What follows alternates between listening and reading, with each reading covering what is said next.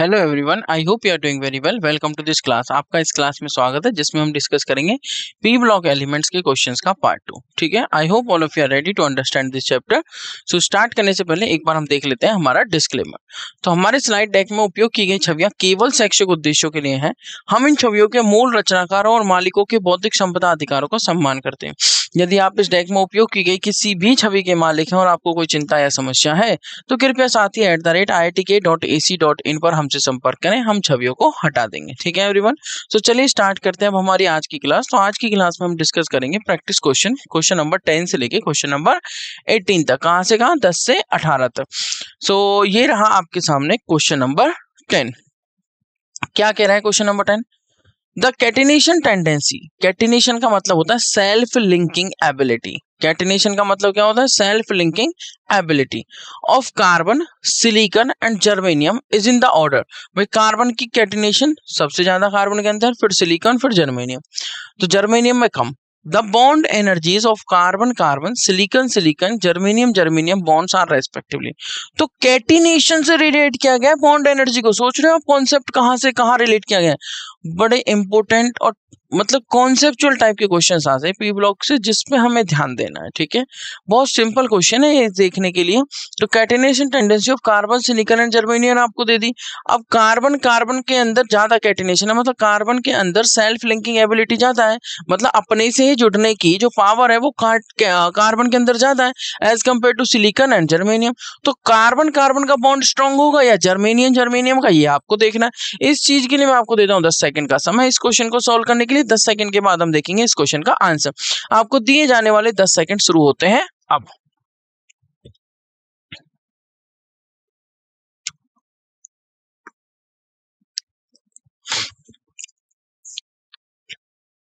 तो यहाँ पर आपको दिए हुए 10 सेकंड का समय हो चुका है समाप्त। अब हम मूव करेंगे इस क्वेश्चन के सॉल्यूशन की तरफ। जैसा कि आप यहाँ पर देख सकते हैं, जो ये कैटिनेशन का ऑर्डर है इंक्रीजिंग ऑर्डर, सबसे ज्यादा कैटिनेशन कार्बन में, उससे कम सिलिकॉन में, उससे कम जर्मेनियम में। So higher the catenation tendency, higher is the bond energy, क्योंकि कैटिनेशन का मतलब ये होता है सेल्फ लिंकिंग एबिलिटी, मतलब अपने से जुड़ने की जो क्षमता है वो ज्यादा है कार्बन के अंदर। अगर वो अपने से जुड़ेगा, उसके अंदर ये क्षमता ज्यादा है, उसके अंदर कैटिनेशन ज्यादा है, तो वो अपने से बनने वाले बॉन्ड को स्ट्रॉन्ग बनाएगा। मतलब कार्बन कार्बन का बॉन्ड जो होगा स्ट्रॉन्ग होगा as compare to silicon silicon और जर्मेनियम जर्मेनियम। तो higher the catenation tendency, higher is the bond energy, सीधी सी बात है। So therefore the bond energies of carbon carbon, silicon silicon and germanium germanium bonds are respectively. Carbon carbon की 348, silicon silicon की 297 और germanium germanium की 260। ठीक है, तो समझने वाली बात यह है कि कार्बन कार्बन का जो कार्बन कार्बन बॉन्ड की जो बॉन्ड एनर्जी है वो सबसे ज्यादा है, क्योंकि catenation power catenation tendency carbon में सबसे ज्यादा है। ठीक है, उसके बाद सिलिकॉन में, तो उसके बाद सिलिकॉन की आ गई बॉन्ड एनर्जी 297 297। उसके बाद जर्मेनियम है, तो जर्मेनियम में आ गई 260 किलो जूल पर मोल। ठीक है, इससे सिंपल क्वेश्चन हो सकता है क्या? नहीं, बट ये उतना सिंपल नहीं था जितना सिंपल दिख रहा था, क्योंकि इसमें कैटिनेशन को बॉन्ड एनर्जी से रिलेट किया हुआ है। ठीक है, तो क्वेश्चन नंबर 10 का करेक्ट आंसर ऑप्शन ए है। आपको इस टाइप के क्वेश्चंस पर विशेष रूप से ध्यान रखना है, क्योंकि मिस्टेक्स के चांसेस हो जाते हैं। ठीक है एवरीवन, तो कार्बन कार्बन, सिलिकॉन सिलिकॉन और जर्मेनियम जर्मेनियम, क्योंकि कार्बन में टेंडेंसी ज्यादा है और higher the catenation tendency, higher is the bond energy, higher the catenation tendency, higher is the bond energy. और जिस वजह से कार्बन कार्बन के बॉन्ड की बॉन्ड एनर्जी ज्यादा है 348 किलो जूल पर mole as compare to silicon silicon and germanium germanium. चलिए क्वेश्चन नंबर 10 का करेक्ट आंसर ए देखते हुए अब हम मूव करेंगे हमारे आज की क्लास के नेक्स्ट क्वेश्चन नंबर 11 पर। ये रहा आपके सामने क्वेश्चन नंबर 11। कह रहा है strong reducing behaviour of H3PO2। H3PO2 का जो स्ट्रॉन्ग रिड्यूसिंग बिहेवियर है that is due to what?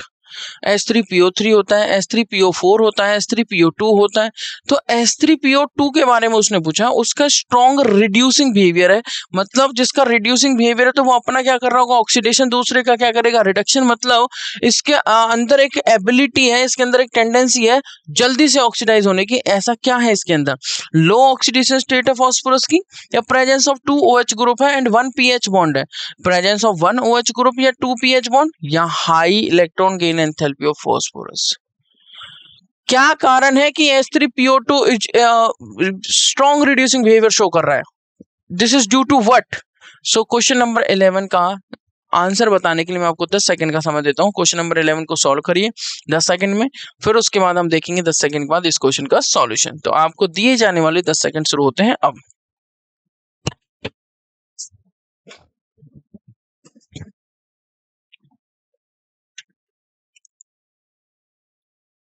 यहाँ पर आपको दिए हुए 10 सेकंड हो चुके हैं समाप्त। मूव करते हैं इस क्वेश्चन के सॉल्यूशन की तरफ। जैसा कि आप यहाँ पर देख सकते हैं, presence of 1 OH group and 2 pH bond, ये इसका करेक्ट आंसर है। क्वेश्चन नंबर 11 का करेक्ट आंसर है option C. Strong reducing behaviour of H3PO2 is due to, जब आप इसका स्ट्रक्चर देखेंगे तो इसमें क्या होगा, एक OH का बॉन्ड होगा और 2 pH के बॉन्ड होंगे। इसका स्ट्रक्चर क्या होगा, P डबल बॉन्ड O और मतलब P के साथ और क्या अटैच होगा, एक OH अटैच होगा और 2 H अटैच होंगे, तो H3PO2 बन जाता है। H3PO2 में क्या होगा, इसके स्ट्रक्चर में एक OH बॉन्ड और 2 pH बॉन्ड आप देख सकते हैं। 2 pH बॉन्ड है तो due to the presence of 1 OH group and 2 pH bond, H3PO2 act as a reducing agent. H3PO2 किसकी तरह एक्ट कर रहा है, act as a reducing agent. ठीक है, रिड्यूसिंग एजेंट का मतलब क्या है, जो दूसरे का रिडक्शन कराए और सेल्फ ऑक्सीडेशन करे। जो दूसरे का रिडक्शन कराए अपना ऑक्सीडेशन करे, और अपना ऑक्सीडेशन करके दूसरे का रिडक्शन कराए, और दूसरे का रिडक्शन बहुत स्ट्रांगली करा रहा है, मतलब खुद अपना ऑक्सीडेशन बहुत तेजी से कर रहा है, बहुत अच्छे से कर रहा है। ठीक है, समझ रहे हो, बहुत जल्दी कर रहा है, ऐसे बोल दीजिए। तो correct option is option C. ठीक है, तो due to the presence of 1 OH group and 2 pH bond, H3PO2 act as a reducing agent. अब दो तरह का सोच सकते हैं, strong reducing agent, weak reducing agent. तो एक स्ट्रॉन्ग रिड्यूसिंग एजेंट की तरह बिहेव कर रहा है, मतलब इसका जो ऑक्सीडेशन हो रहा है वो स्ट्रांगली तरीके से हो रहा है। ठीक है, चलिए मूव करेंगे नेक्स्ट क्वेश्चन, क्वेश्चन नंबर 12 पर। क्वेश्चन नंबर 11 का जो करेक्ट आंसर है वो है ऑप्शन सी। तो ये रहा क्वेश्चन नंबर 12। कह रहा nitrogen shows different oxidation state in the range. Nitrogen किस किस रेंज में ऑक्सीडेशन स्टेट शो कर सकता है, नाइट्रोजन किस किस रेंज में ऑक्सीडेशन स्टेट शो कर सकता है। आपको ऑप्शन दिए हैं 0 से +5, -3 से +5, -5 से +3 या -3 से +3। बताइए, नाइट्रोजन जिसका atomic number 7, electronic configuration 1s2 2s2 2p3, बताइए nitrogen shows different oxidation state in the range of what, कौन सी रेंज में जा सकता है, in the range of ABCD, कौन सी रेंज में नाइट्रोजन डिफरेंट ऑक्सीडेशन स्टेट, जो नाइट्रोजन ऑक्सीडेशन स्टेट शो कर रहा है, डिफरेंट ऑक्सीडेशन स्टेट, वो किस रेंज में करेगा। तो इस क्वेश्चन का आंसर देने के लिए मैंने आपको एटॉमिक नंबर बता ही दिया, हिंट आपको प्रोवाइड कर दिया। मैं आपको 10 सेकंड का समय देता हूं, 10 सेकंड के बाद हम इस क्वेश्चन का आंसर देखेंगे। आपको दिए जाने वाले 10 सेकंड शुरू होते हैं अब।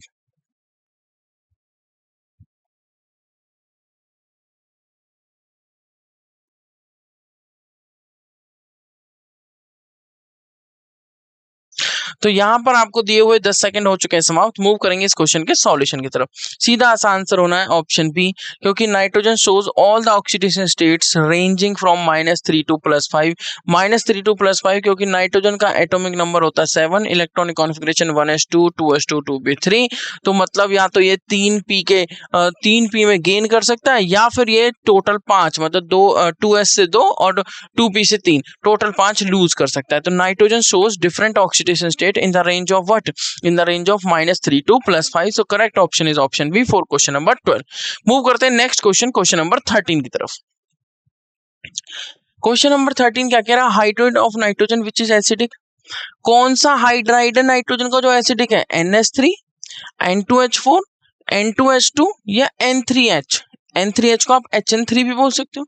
ठीक है, तो बहुत सिंपल और सीधा सा क्वेश्चन है, स्ट्रेट फॉरवर्ड, या तो आता है या नहीं आता। फिर भी मैं आपको इस क्वेश्चन के लिए 10 सेकंड का समय देता हूं। 10 सेकंड के बाद हम देखेंगे इस क्वेश्चन का सॉल्यूशन।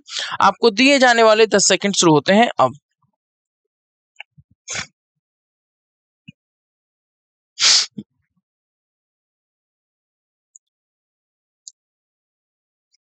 यहाँ पर आपको दिए हुए 10 सेकंड का समय हो चुका है समाप्त। मूव करते हैं इस क्वेश्चन के सॉल्यूशन की तरफ। जैसा कि आप यहाँ पर देख सकते हैं, इस क्वेश्चन का करेक्ट आंसर होगा HN3 मतलब N3H आप इसे बोल सकते हो।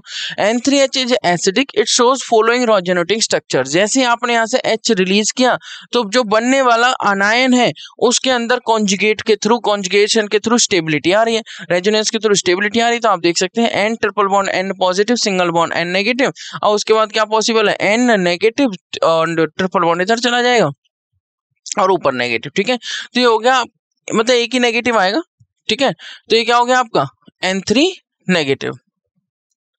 तो ये है आपका N3 नेगेटिव का रेजोनेटिंग स्ट्रक्चर। ठीक है, N triple bond N positive, single bond N negative and whole negative. और आप यहाँ पर देख सकते हैं N negative, then single bond N positive, triple bond and whole negative. तो HN3 या N3H इज एसिडिक बिकॉज जैसे आपने H रिलीज किया, मैं फिर से रिपीट कर देता हूँ, वैसे ही N3 नेगेटिव जो बनने वाला अनायन है वो बहुत ज्यादा स्टेबल हो चुका है ड्यू टू रेजोनेंस, और जिस वजह से हाइड्राइड ऑफ नाइट्रोजन जो एसिडिक है वो है N3H, मतलब correct option is option D. I hope आपको ये क्वेश्चन समझ आ गया होगा। क्वेश्चन नंबर 13 मूव करते हैं हमारे आज की क्लास के नेक्स्ट क्वेश्चन नंबर 14 की तरफ। 13 का करेक्ट आंसर क्या है? Option D. तो ये रहा आपका क्वेश्चन नंबर 14। क्वेश्चन नंबर 14 क्या कह रहा है? The compound that does not produce nitrogen gas by the thermal decomposition. जब हम थर्मली डिकम्पोज करें इन सभी कंपाउंड्स को, तो कौन सा नाइट्रोजन गैस प्रोड्यूस नहीं करेगा? BaN3 whole twice, BaN3 whole twice is barium nitride, NH4 whole twice Cr2O7 ammonium dichromate, NH4NO2 ammonium nitrite. ठीक है, नाइट्रेट क्या होता है? NO2। ठीक है, NO3 नाइट्रेट क्या होता है? NO3 negative. और आपका नाइट्राइट क्या होता है? NO2 negative. नाइट्राइट क्या होता है? NO2 negative. और NH4 whole twice SO4 ammonium sulphate, ammonium sulphate. I hope आपको ये चारों ऑप्शन क्लियर होंगे। उसने कहा है कि that does not produce nitrogen gas by the thermal decomposition. Option देखते हैं मुझे समझ आ रहा है कि कौन सा ऑप्शन करेक्ट होना चाहिए। चलिए आप भी देखते हैं आप इस क्वेश्चन को सही करते हैं या नहीं। तो इस क्वेश्चन को सॉल्व करने के लिए मैं आपको देता हूँ 10 सेकंड का समय। 10 सेकंड के बाद हम देखेंगे इस क्वेश्चन का आंसर। तो आपको दिए जाने वाले 10 सेकंड शुरू करते हैं अब।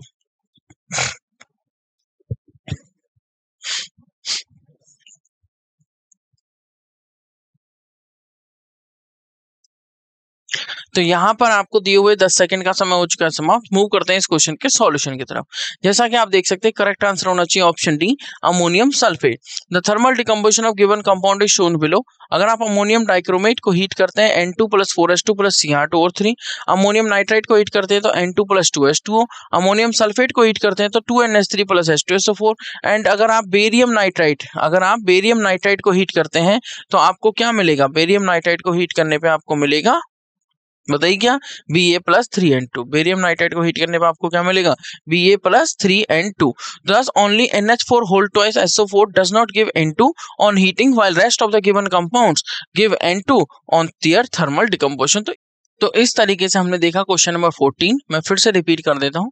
जब आपने इन सभी का, यह फर्स्ट, सेकंड, थर्ड और फोर्थ, जब आपने इस सभी का थर्मली डिकम्पोज किया, सभी को हीट किया। थर्मली डिकम्पोज का मतलब, डिकम्पोजिशन का मतलब ब्रेक डाउन करना, उनको तोड़ना। किसके थ्रू? थर्मली। थर्मली मतलब हीट के थ्रू। तो अमोनियम डाइक्रोमेट को हीट किया तो N2 + 4H2O + Cr2O3। जब आपने अमोनियम नाइट्राइट को हीट किया तो N2 + 2H2O। अमोनियम सल्फेट को हीट करने पे आपको मिलता है NH3 अमोनिया गैस। तो NH4 whole twice SO4 gives upon heating 2NH3 + H2SO4, 2NH3 + H2SO4।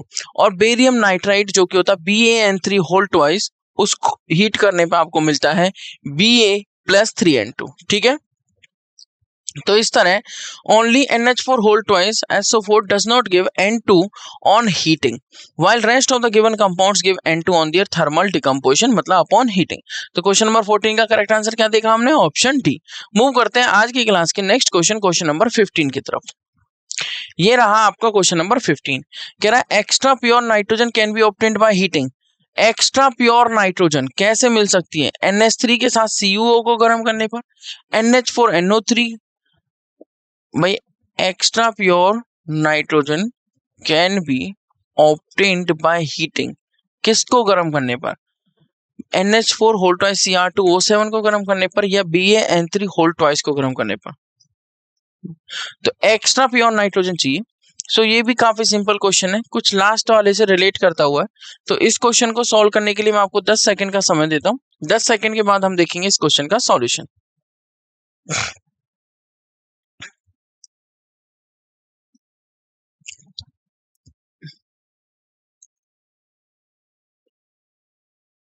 तो यहाँ पर आपको दिए हुए 10 सेकंड हो चुके हैं समाप्त। मूव करते हैं इस क्वेश्चन के सॉल्यूशन की तरफ। तो एक्स्ट्रा प्योर नाइट्रोजन जो हमें मिलेगी वो किससे मिल रही है, देखो BaN3 होल ट्वाइस से, क्योंकि जब आप इसका हीट थर्मली डिकम्पोजिशन करते हैं, हीट करते हैं, तो आपको Ba1 और 3N2 मिलते हैं। 3 मॉलिक्यूल्स ऑफ N2 या 3 मोल्स ऑफ N2 आप कह दीजिए। अगर 1 मोल Ba कह रहे हैं तो एक मोल हम बेरियम नाइट्राइड लेके चल रहे हैं तो 3 मोल मिल रहे हैं N2। तो azide salt of barium nitride, azide salt of barium can be used to obtain purest form of nitrogen. Azide salt of barium can be used to obtain purest form of nitrogen. The decomposition product contains solid Ba as a byproduct along with gaseous nitrogen. Solid Ba, solid barium along with gaseous nitrogen. I hope आपको ये clear हुआ होगा। Question number 15 का correct answer D. BaN3 whole twice को heat करने पर आपको मिलेगा Ba solid plus 3N2 gas. तो azide salt of barium can be used to obtain purest form of N2, purest form of N2. The decomposition product contains solid Ba as a byproduct along with gaseous nitrogen. Move करते हैं आज की class के next question number 16 की तरफ। कह रहा है number of sigma bonds in P4O10 is, बहुत सिंपल क्वेश्चन है, 6, 16, 20 या 7। P4O10 P2O5 का डाइमर है, तो आप इजीली इसका स्ट्रक्चर बना के सिग्मा बॉन्ड काउंट कर सकते हैं। जितने भी सिंगल बॉन्ड है सिग्मा बॉन्ड में काउंट करेंगे, डबल बॉन्ड आ जाता है एक सिग्मा एक पाई देख लेते हैं। ठीक है, तो इस क्वेश्चन को सॉल्व करने के लिए मैं आपको 10 सेकंड का समय देता हूँ। स्ट्रक्चर बनाइए, क्वेश्चन सॉल्व करिए। तो आपको दिए जाने वाले 10 सेकंड शुरू करते हैं आप। 10 सेकंड के बाद हम देखेंगे इस क्वेश्चन का आंसर।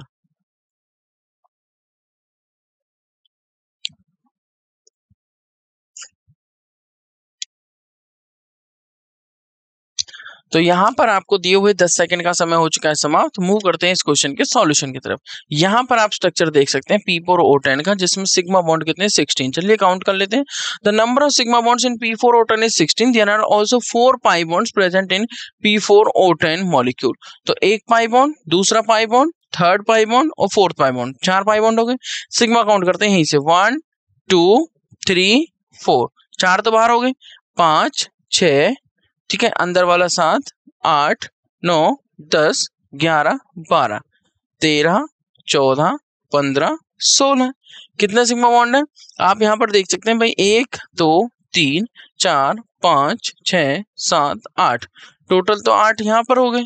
उसके बाद 9 10, 2 ये हो गए 10 11 12, 12 हो गए, और एक यहाँ पर है 13 14 15 16, टोटल 16 सिग्मा बॉन्ड और 4 पाई बॉन्ड यहाँ पर प्रेजेंट है। ठीक है, आई होप ये समझ में आया होगा। अब क्वेश्चन को वो और भी थोड़ा टिपिकल तरीके से पूछ सकता है, मतलब थोड़ी एक्स्ट्रा इन्फॉर्मेशन ले सकते हैं। जैसे कि वो पूछे कि इसमें पीओपी बॉन्ड कितने हैं, कितने पीओपी बॉन्ड, या वो पूछे पी डबल बॉन्ड ओ कितने हैं। ठीक है, या फिर वो पूछ सकता है ओ सिंगल बॉन्ड ओ कितने हैं, तो वो उस अकॉर्डिंग आपको उसका आंसर करना है। मान लीजिए उसने पूछ लिया पीओपी बॉन्ड कितने, तो आप इस तरीके से काउंट करेंगे, पीओपी एक बॉन्ड ये हो गया, ठीक है, पीओपी एक बॉन्ड ये हो गया, इस तरीके से आप काउंट करेंगे। ठीक है, आई होप आपको समझ में आया होगा कि किस तरीके से आपको पीओपी बॉन्ड काउंट करनी है, या जो भी वो पूछे उसको कैसे काउंट करना है। So number of sigma bonds in P4O10 is 16 and there are also 4 pi bonds present in P4O10 molecule. ठीक है, so P4O10 molecule में कितने pi bond है, 4।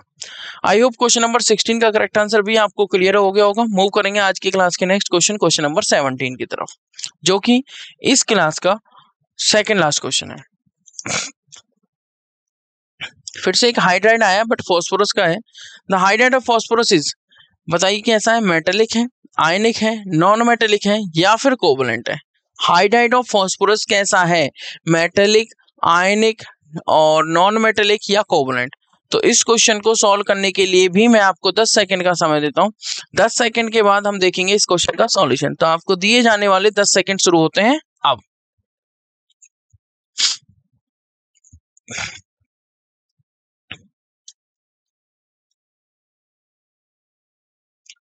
तो यहाँ पर आपको दिए हुए 10 सेकंड का समय हो चुका है समाप्त। मूव करते हैं इस क्वेश्चन के सॉल्यूशन की तरफ। जैसा कि आप यहाँ पर देख सकते हैं PH3 the hydride of phosphorus is actually covalent.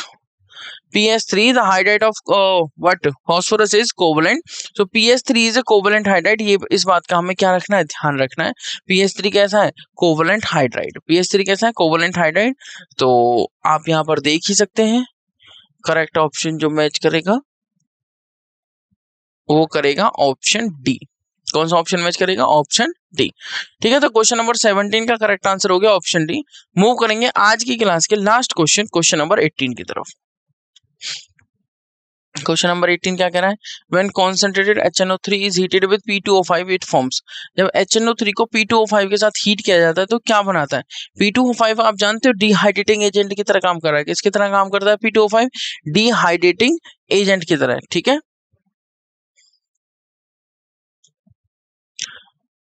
तो आपको यहाँ पर 4 ऑप्शन दिए हुए हैं, N2O, NO, NO2 और N2O5। इन 4 ऑप्शंस में से कोई एक ऑप्शन चूज करिए। सीधा सा सिंपल सा क्वेश्चन है, ये भी रिएक्शन लिखनी आंसर आ जाएगा। और इसके लिए मैं आपको देता हूँ 10 सेकंड का समय इस क्वेश्चन को सॉल्व करने के लिए। 10 सेकंड के बाद हम देखेंगे इस क्वेश्चन का आंसर। तो आपको दिए जाने वाले 10 सेकंड शुरू होते हैं अब।